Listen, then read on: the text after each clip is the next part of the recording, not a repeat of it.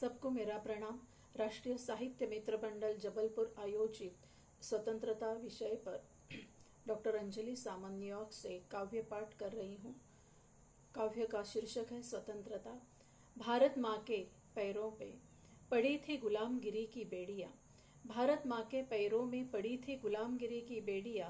भारत के सुपुत्र क्रांतिकारकों ने स्वतंत्रता के यज्ञ में खुद की डाली समिधा। 150 वर्ष भारत हुआ स्वतंत्र। 150 वर्ष लड़कर भारत हुआ स्वतंत्र। लहराया तिरंगा, आन बान शान बन के देशभक्ति को जगाया।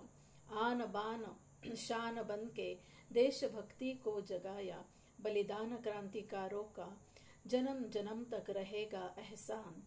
आज विश्व गुरु बन के अहिंसा, भाईचारा, वसुधैव कुटुंबकम का देता है भारत नारा। शांति दूत बनकर देता है सबको सहारा। जग में गणराज्य भारत है महान। युगों युगों से वेद उपनिषदों से देता है जग को ज्ञान।